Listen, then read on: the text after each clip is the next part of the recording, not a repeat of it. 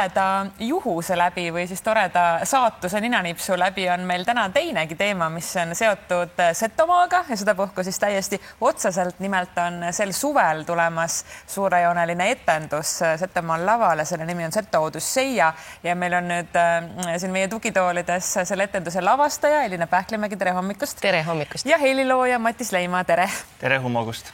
No, räägime selle idee taustast natukene. Nii palju kui kõike tükke maailmas on, mida on võimalik lavale tuua, selline valik. Miks? Olgeme ausad, minule tuldi kossja. Minule tuldi kossja, öeldi, et selline materjal on. Elina, kas sa tuled ja teed? Mina lugesin läbi, esmapilgul kõigest aru ei saanud, aga ütlesin, jaa, tulen, sest mulle lasti Matise muusikat. Ja see, mida Matis on kirjutanud, kokku vist 17 laulu, see on ulmeline. Need kummitavad mind öösel, päeval ja juba see andis mulle selle impulsi, et loomulikult ma lavastan. Mul on hästi suur aukartus. Mina ei ole Setomaalt, aga mul on hästi suur au, et ma saan töötada Seto materjaliga, Seto koreograafi, nii helilooja kui näitlejatega, kes valdavad seda keelt ja teavad, mida nad räägivad. Matis, kus siis järelikult sul olid need lood juba olemas? Mina olin selles seltskonnas, kes kossja läks ja ma süüdistan kohe, õnneks, et ma süüdistan kohe Anne Veesaare ära, sest ta niikuinii tõmbab süü enda peale, kui ta ka sõna saab, sest temal tuli see Peko teadaandmine kuskile kuklasse, et peame tegema ja ta rääkis sellest Kauksi Üllele. Just Odüsseia siis, jah? Või midagi muud?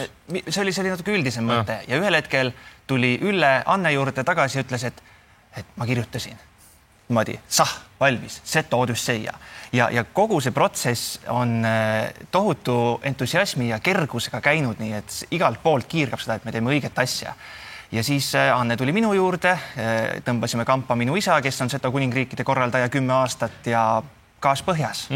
Sest kui mõelda, Odüsseia, eks ole, Odüsseia, väga vana lugu, Kreeka lugu, kuidas see Seto konteksti sobitub või kui palju te muutnud nüüd olete seal midagi? See oligi Üllel minu arust geniaalne idee, sest me vaatame seda Kreeka mütoloogiat ja siis on see mingi Eesti pärimuskultuur, aga tegelikult need on täiesti võrreldavad kaalukategooriad, on mõlemad tuhandeid aastaid vanad ja laulule tuginevad kultuurid. Seto lauluemad, kõik need regivärsid ja Hoomerus võiks olla ka siis Seto lauluisa või need on ka kõik laulud eeposed. Need ongi niimoodi 2 ürgset kultuuri kokku pandud ja minu arust väga lahe süntees tuleb sellest.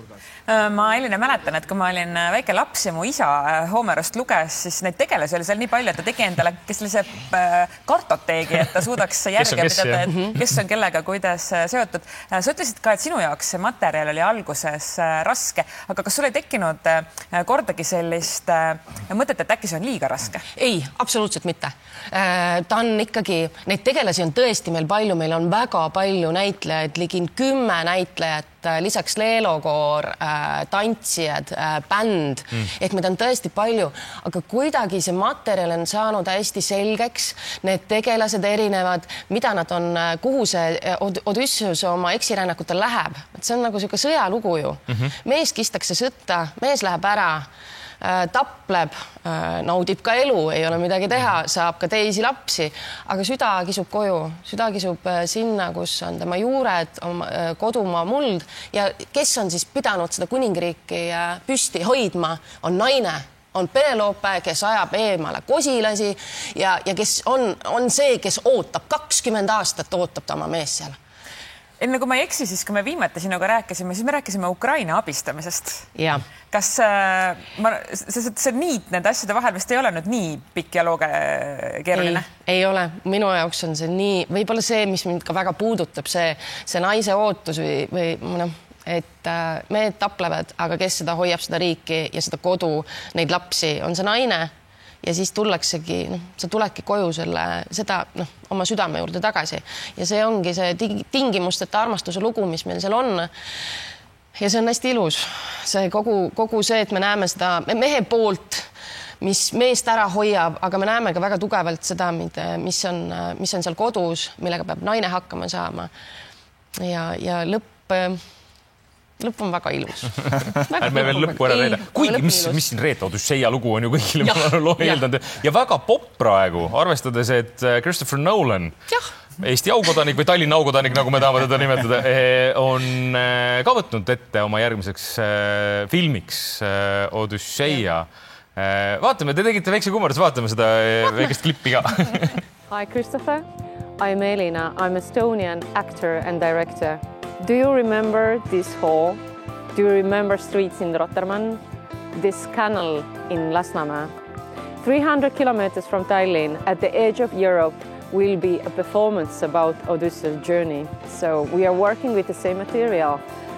Our premiere will be in August already, so come and see us.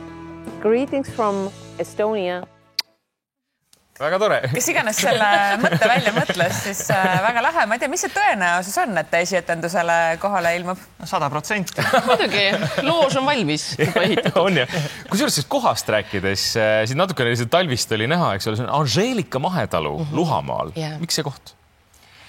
No minu juured on Luhamaal ja Luhamaal on väga ilus, meil oli paar kohta kaalukausil, uus uhke külaplats ja Anžeelika Mahetalu, mis on nagu muinasjutust välja võetud. Et siin me nägime sellist püstformaadis pilti videos, aga siit võib-olla aduta seda mastaapi rohkem, et see on selline lai panoraamne org, et kui publik siin mäe külje peal istub, siis meil on siin meri, meil on saared, meil on kogu see Kreeka, aga selliste setokuuskede ja kaskedega ka, et selline, ütleme, et meie kunstnikul ei olnud vaja nii palju teha, sest loodus tegi nii palju juba ära.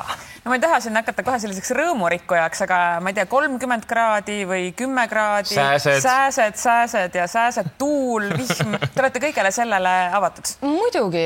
Ja olgem ausad, eestlane on teatrirahvas. Kui ei saa ikkagi kannatada ja ei saa kummikuid kaasa võtta, kui ei saa kõiki pleede võtta. Vihmakeepi. Mina mäletan, mina olen olnud Tammsaare Tõe ja õiguse etendust vaatamas paduvihmas. Mitte midagi arvu ei saanud, aga väga põnev oli. Ehk siis, kui Pekko annab meile vihma, siis nii peab olema. Tegelikult 2 aastat tagasi me Seto kuningriigi päeval tegime selle sama tekstiga proloogi väikse lavastuse, mis oli kõige hullemas paduvihmas, mida ma olen elus näinud. Samamoodi Kauksi Ülle vaatas vihmavarju alt, mina vaatasin helipuldist, kõik teised olid põgenenud ja see oli lihtsalt totaalne mudamaadlus. Hullemaks sellest minna ei saa. Hea suhtumine. Ja, aga see on siis, kuupäevad on, see on nüüd juulikuu algab pihta, juuli lõpus, augustis ka etendusi. Mis faasis te praegu olete selle ettevalmistusega? Väga intensiivses faasis. Eile just lõpetasin kohtumise koreograaf Piret Torm-Kriisiga ja jällegi on Mattisega igapäevased vestlused, kõnelused, et ta aina täpsemaks läheb. Meil hakkavad proovid aprilli lõpp, mai pihta tekstiga, juba sina tegeled muusikaga. Et eks ta saab olema selline keeruline protsess Tartus, Tallinnas, näitlejad on igal pool üle Eesti ja siis juuli alguses lähme Setomaale kohale ja teeme ta seal juba valmis nendest pusletükkidest, mida ma olen loodetavasti saanud varem kõik paika panna.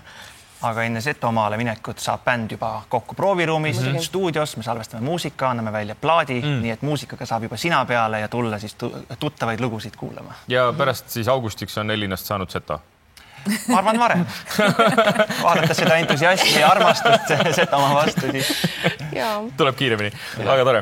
Ootame põnevusega. Seto Odüsseia alates 30. juulist siis juba. Ja paigas, kus varem teatrit ei ole tehtud, aga seda enam on põhjust sinna kaugele sõita. Aitäh tulemast meile täna. Aitäh.